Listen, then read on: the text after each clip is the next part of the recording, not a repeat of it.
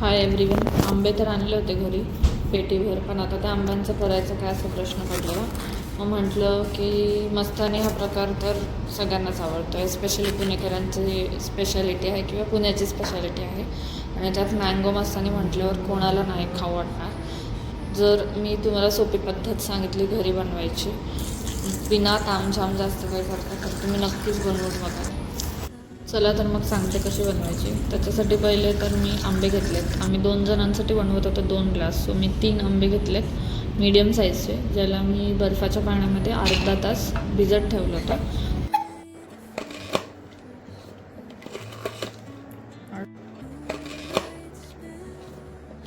Next step आहे dry fruits cut करून घ्यायचे. आमच्याकडे हे कटर आहे, आम्ही त्याच्याने बदाम आणि काजू हे 2च ड्रायफ्रूट्स घेतलेले.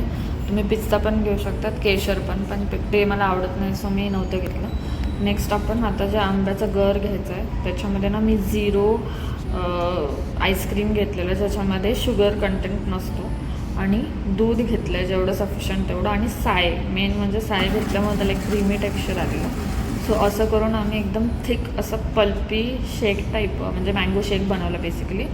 नंतर मग जे कट केलेले पीसेस होते मँगोचे, त्या मँगोच्या पीसेसनं जे सर्विंग ग्लास होता आपण त्याच्यामध्ये आधी फर्स्ट लेअर केलं, देन टाकलं again vanilla ice cream of Go Zero, and then आपण आता ॲड करायची ड्रायफ्रूट्स, आणि ॲट दी एंड आपलं मेन जे आपण मिल्कशेक बनवलेलं बेसिकली मस्तानी जी आपली मेन आहे ती आपण घालून घ्यायची. पूर्ण ती काटोकाट घालायची आहे, फक्त वरती थोडी जागा ठेवायची, सो दॅट आपण आता वरतून व्हॅनिला आईस्क्रीम टाकायचं. तुम्ही instead of vanilla ice cream mango ice cream पण घेऊ शकतात, बट आम्ही विचार केला खूपच मँगो होईल म्हणून आम्ही असं ट्राय केलेलं. So it was good. तुम्ही पण असं व्हॅनिला आईस्क्रीमने ट्राय करून बघा.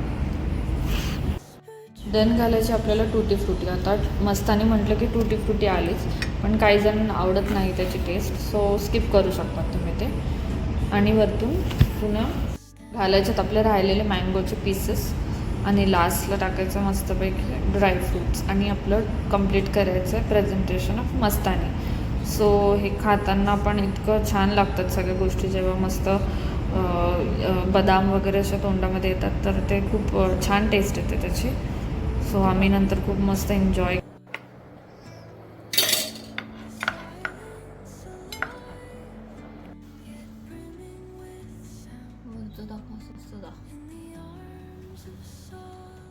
मँगो सीझनमध्ये ही रेसिपी मिस नका करू. लाईक, शेअर, सबस्क्राईब आणि कॉमेंट करा. Thank you so much for watching.